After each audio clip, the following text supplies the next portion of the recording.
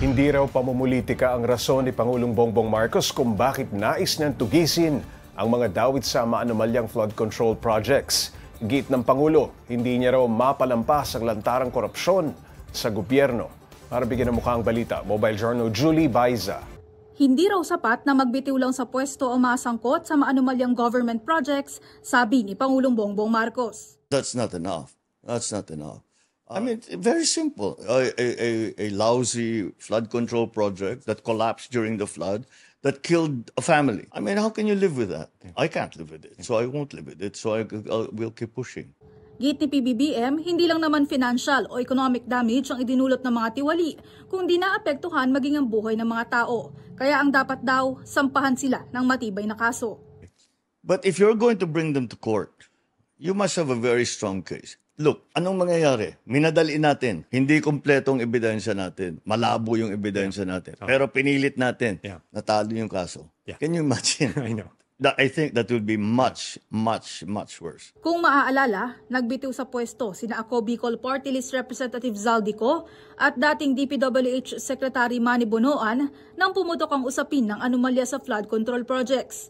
Aminado si PBBM na marami sa mga sangkot sa anomalya ang susubok na baliin ang sistema at investigasyon. Kaya't kailangan anyang dumaan sa proseso at makakuha ng matibay na ebidensya. Nilinaw din ng Pangulo na hindi niya ipinalutang ang usapin para sa pansariling interes sa politika. Giit ng Pangulo, walang mangyayari sa bansa kung hahayaan lamang ang nangyayaring korupsyon. Kaya hindi dapat anyang madaliin ang isinasagawang investigasyon.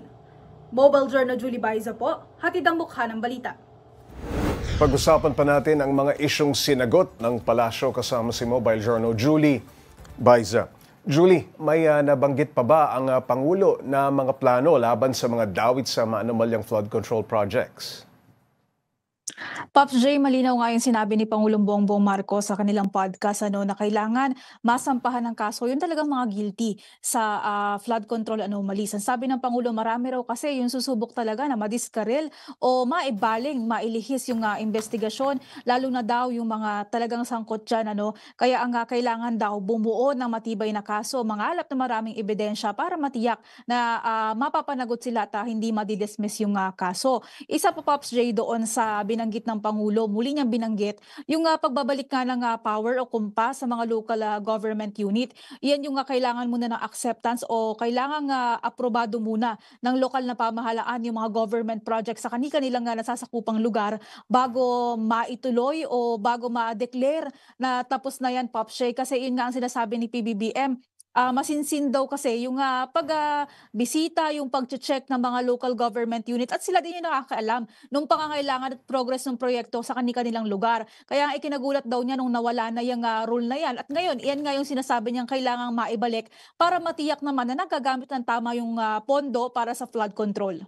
Julie, may reaksyon ba ang Malacanang sa panawagan ni Senador Alan Peter Cayetano na mag-resign lahat ng involved sa korupsyon at magsagawa ng snap elections? Pops J, sumagot dyan si Palace Press Officer Claire Castro. Ang sabi niya, wishful thinking o hiling lang naman daw yan ni Cayetano. Ang sabi niya, wala daw silang oras para pag-usapan yung personal desire ng isang tao kasi si Pangulong Bongbong Marcos daw abala sa pagseserbisyo sa taong bayan at abala din sa pagtulong doon sa mga naapektuhan ng una ng mga sunod-sunod na bagyo at ngayon naman nga ng lindol sa Cebu. Isa pa sa sinabi niya, wala raw oras ang Pangulo sa pamumulitika. Kasabay niyan, hiniling din ni Castro na sana daw tumulong yung lahat, especially yung mga government public servant natin sa pagtulong sa mga mamamayan sa halip na sinuserve daw yung pansariling interes. Julie, may komento naman ba ang palasyo sa mga nangyayari sa Senado, yung coup rumors at yung planong pagbibitiw ni Senador Ping Lacson bilang Senate Blue Ribbon Committee Chairman?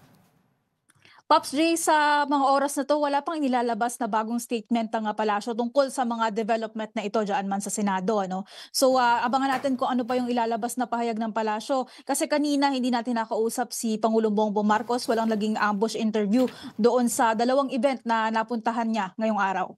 Julie, tungkol naman sa lindol, ano pang tulong ang ibibigay sa mga naapektuhan? Isa sa mga concerns kasi ng mga nilindol doon sa Cebu ay baka mahinto yung pagpapadala ng ayuda sa kanila. Sa podcast niya, tiniyak ni Pangulong Bongbong Marcos na hindi raw iiwan ng pamahalaan. Kailangan daw stable muna yung kalagayan ng mga kababayan natin dyan sa Cebu bago nga umalis yung mga iba't ibang ahensya ng pamahalaan na kasalukuyang kumikilos doon.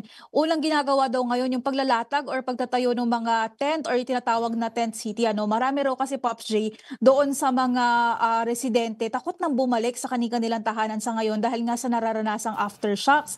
Hindi rin naman daw sila makapunta sa evacuation center, Pops J, kasi ayaw pa daw pumunta ng mga tao or may trauma pa sa mga concrete na lugar kasi baka bumagsak, baka magkaroon ng crack. Kaya yung tent na yan yung pansamantalang or temporary shelter na tinutuluyan nila. Hindi lang naman daw yung pamahalaan yung nandyan para sa kanila kasi meron ding mga ibang humanitarian agencies, meron ding mga non-government organizations and other groups na tumutulong dyan sa mga residente nga naapektuhan ng lindol sa Cebu. Maraming salamat, Mobile Journal Julie Baiza.